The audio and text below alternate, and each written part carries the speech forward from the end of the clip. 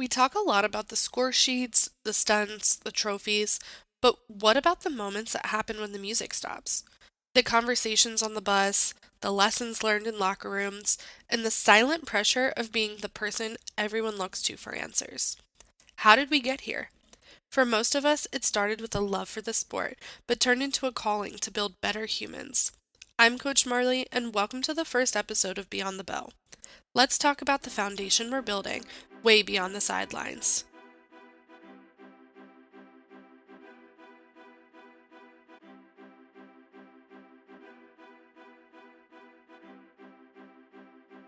Welcome to episode one. I'm Coach Marley, and I'm so glad you're here.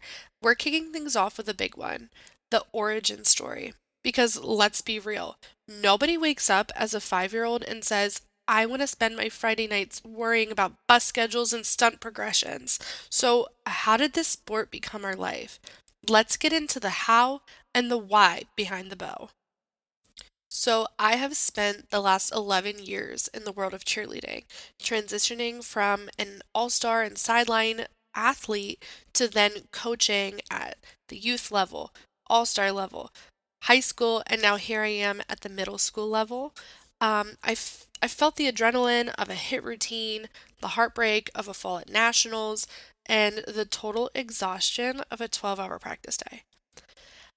Today, I'm not just a coach, I'm a student of this sport. I created Beyond the Bow because I realized that while we have plenty of resources for how to stunt, we didn't have a space to talk about how to lead. And I'm here to bridge the gap between the score sheet and the soul of the sport. We are going to deep dive into this idea today about how did we get here. No coach has the same path or the same route of how they became a coach. Some volunteered, some were voluntold. And there are different experiences that have led to us maybe taking the positions that we're in or have helped mold us into the coaches that we are today. I'll be the first to say that I am not the same coach I was when I first started. When I first started coaching 11 years ago, I was coaching for a youth program and it was not stressful. It was fun and the kids just enjoyed being there. And we had adult coaches. I was a teen coach at the time. So the adult coaches dealt with all the stressful things like the parents, the uniforms, the collecting money and fundraisers. We, as the teen coaches, were like crowd control and we taught the chants and the jumps and the stunts and we got to do all the fun stuff. So I thought that that's what coaching would be forever. And, I was sadly mistaken. So once I graduated high school, I decided that I still wanted to coach. So my aunt has a all-star gym, so I went over there and started coaching a mini team. And that was when I realized I do not like working with young children. That was super stressful. And you know what? I didn't even deal with parents, money, fundraising. Just that age group alone was stressful. So I coached there for 3 seasons. I said, you know what? I need a break. So I took a break. I started a new job in a school district, and they had a coaching position open in their high school. So I applied for it. I got it. I was super excited. Um, but I didn't realize that it would be a wake up call for me because I could not be the same coach that I was used to being with this team in this district with these kids. And when I first started with this team, I was my normal self. I was super nice. Anything they needed, I was there. I helped them with their hair. I helped them here. I gave them grace um, a little too much. I don't want to say I babied them, but I was just like the nice coach. And the head coach actually pulled me aside and we had a come to Jesus talk. And she pretty much told me, this is going to sound worse than what it is, but she told me, if I do not grow thick skin, I will not be able to succeed as a coach in this district. And you know what? That was very heartbreaking because you're telling me that I'm not good enough as a coach. That's what I felt. But looking back at it and the fact that this woman is still a mentor for me, someone that I go to with all of my problems. I am so thankful that she felt comfortable enough to tell me that because that really made me reflect on who I am and things that I needed to change to be the best coach possible for this program. So I hope that you guys have had someone in your cheer journey who has kind of given you the pep talk that you needed to become the coach that you needed to be in that time and in that environment. Because if you coach with people who are not trying to coach you up, then you shouldn't be coaching with these people. You know what I mean? You need people who want to see you succeed and are happy for you when you do. So, not to make this podcast about me, but I'm going to continue telling you where I'm at now. So, about 3 years ago, I created a middle school feeder program for the district I work in. And we see kids from 5 different middle schools. We have a very large district. We have 5 middle schools. So, in the fall, all of the kids come together to cheer for one football team.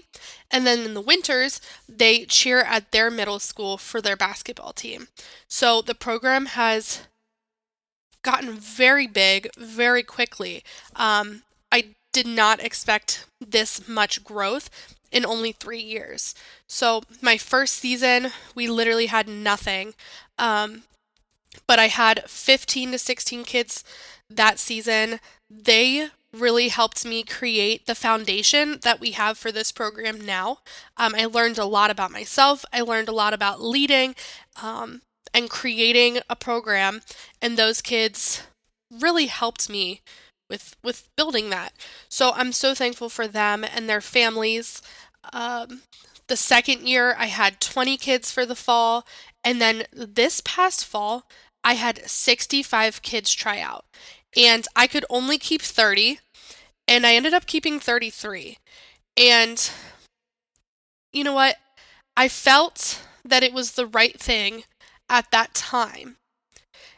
And it later came back to bite me in the butt. But that's besides the point. When we're coaching, you live, you learn, you figure things out. We make mistakes. But again, it's important to self reflect and learn for the next season. So I had 33 kids on my team. I do not have an assistant coach. Thankfully, one of my winter coaches stepped up to help me and volunteered her time all season to make sure I was not alone. Um, but I constantly found myself saying, how did I get here? During this past fall season, I was hitting a wall that I didn't know how to climb over. I was dealing with challenging athletes and even more challenging parent dynamics. I had kids who weren't committed, athletes who ignored the contracts they signed, and a culture that felt like it was slipping through my fingers. I was mentally drained. I felt like I was pouring everything I had into a cup that had a hole in the bottom. For the first time, I seriously considered walking away from a program that I had worked so hard to build from the ground up. I felt like I had lost my why. But then this winter season happened. I stepped into the gym with a new group of athletes and everything shifted. This team is eager to learn. They want to be the best and they're focused on their schoolwork. They show up with positive behavior and they're becoming true leaders right in front of my eyes.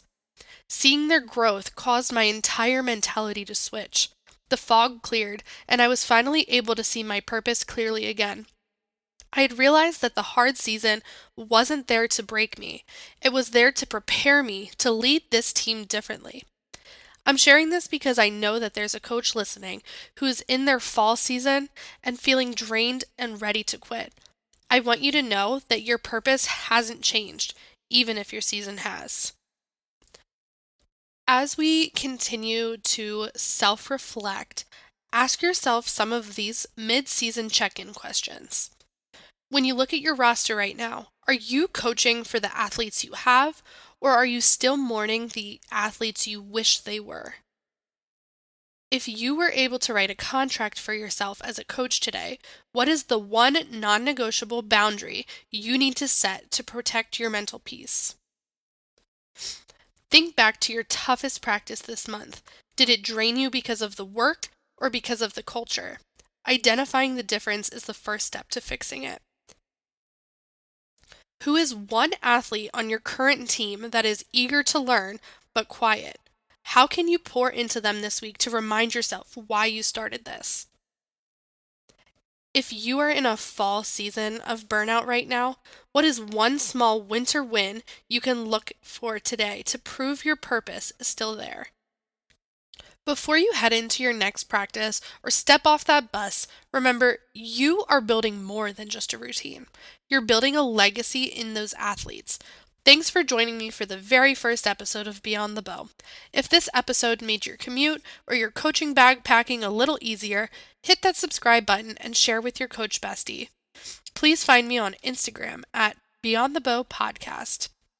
Until next time, keep your head up, your standards high, and always look beyond the bow. I'll see you at the next 8 count. Now go out there and lead them well.